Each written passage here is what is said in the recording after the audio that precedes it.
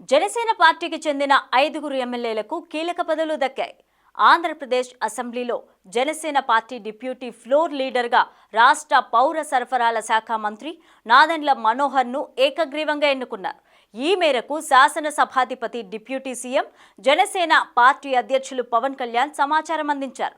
Party chief విప్గా Nellimarla MLA Lokam Nagamadhavi, కోశాధికారిగా Bhimavaram MLA Pulivarthi Ramanjaneyulu, కార్యదర్శులుగా Visakha south MLA Chennupoyina Vamsikrishna Srinivas, Razole MLA Shri Deva వరప్రసాద్ను నియమించారు.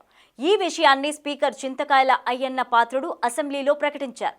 ఇదిలా ఉంటే జనసేన పార్టీ ఇటీవలే ఆంధ్రప్రదేశ్ ముఖ్యమంత్రి నారా చంద్రబాబు నాయుడుకు లేఖ రాసింది.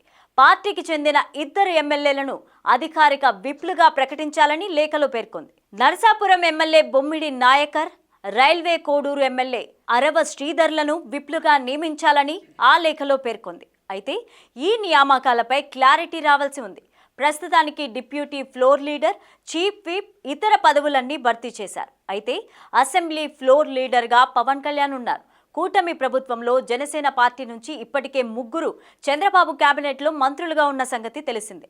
ఉప ముఖ్యమంత్రిగా పవన్ కళ్యాణ్ ఉంటే మంత్రులుగా నాదెండ్ల మనోహర్, కందుల దుర్గేష్ ఉన్నారు. మిగిలిన విప్ పదవుల భర్తీపై ఫోకస్ పెట్టారు. అలానే నామినేటెడ్ పోస్టుల విషయంలో కూడా టీడీపీ, జనసేన, బీజేపీ నేతలతో కలిసి చర్చలు జరుగుతున్నాయి. ఈ మేరకు కసరత్తు కూడా జరుగుతోంది. మరోవైపు కేంద్ర బడ్జెట్లో ఆంధ్రప్రదేశ్ రాజధాని అమరావతి అభివృద్ధికి 15,000 కోట్లు కేటాయించారు. ఇది శుభ పరిణామమని పవన్ కళ్యాణ్ కొనియాడారు. ఈ మేరకు కేంద్ర ప్రభుత్వానికి, ప్రధాని నరేంద్ర మోదీజీకి కృతజ్ఞతలు తెలిపారు. అలానే కూటమిలో ఎవరైనా తప్పులు చేస్తే అది మొత్తం ప్రభుత్వానికి ఇబ్బంది అవుతుందని చెప్పారు.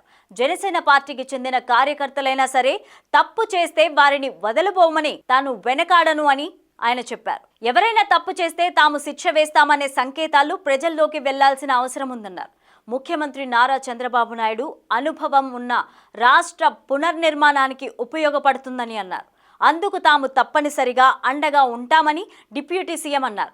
ఆంధ్రప్రదేశ్ రాజధాని భవిష్యత్తులో కూడా అమరావతి అని ఆయన చెప్పుకొచ్చారు. అందుకు ముఖ్యమంత్రి చంద్రబాబు నాయకత్వంలో మరింత ముందుకెళ్లాలన్నారు. తనకు ప్రత్యర్థి అయిన వైఎస్ రాజశేఖర రెడ్డి చేసిన మంచి పనులను చంద్రబాబు పొగిడారని, అది చంద్రబాబు వ్యక్తిత్వం అని ప్రశంసించారు. ఇక రాజకీయాల్లో ఆయనకు ఉన్న సుదీర్ఘ అనుభవంతో తనలాంటి వాళ్లు కూడా నేర్చుకునే అవకాశం కలిగిందన్నారు. ఆయన పాలన ఈ రాష్ట్రానికి ఎంతో ఉపయోగపడుతుందని చెప్పారు డిప్యూటీ సీఎం పవన్ కళ్యాణ్.